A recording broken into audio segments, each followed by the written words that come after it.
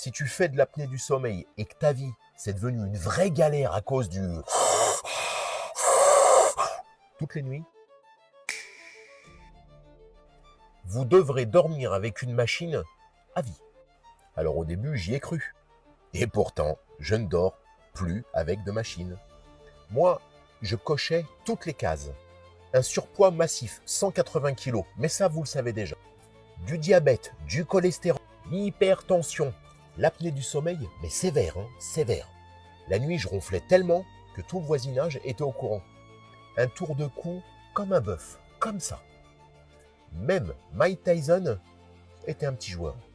Tout le temps crevé. Et pas que, vraiment. Bon, tout le temps crevé. Une résistance à l'insuline de haut niveau.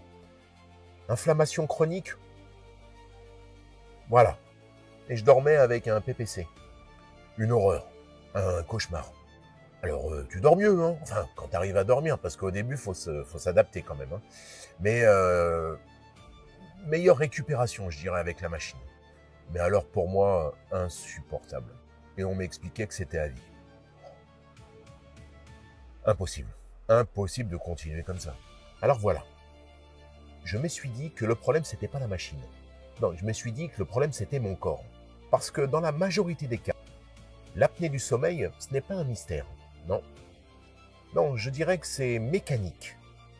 Mieux, je dirais que c'est métabolique.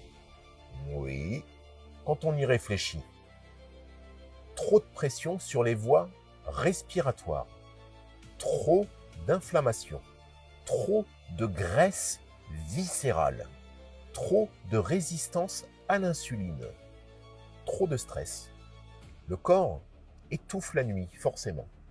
Mais quand tu améliores ton poids, quand tu améliores ta glycémie, quand tu améliores ta tension, quand tu améliores ton cholestérol, ton inflammation, alors là, oui, parfois, tu améliores ton apnée. Et franchement, chez moi, ça a tout changé. Je dors plus avec aucune machine. Et je ne ronfle plus. Alors attention, on ne retire jamais une machine sans suivi médical. Jamais. Parce que bien évidemment, chaque cas est différent. Mais par contre, dire que c'est à vie, sans travailler son corps, ça, c'est une erreur. L'apnée du sommeil, ce n'est pas une fatalité. Non. Ce n'est pas une malédiction. Non. Non. C'est souvent, et 8 fois sur 10, un corps en surcharge. 8 fois sur 10. 80% des cas. Et quand on enlève cette surcharge, le corps respire. Alors j'ai tout expliqué dans le descriptif. Tout. Aux petits oignons.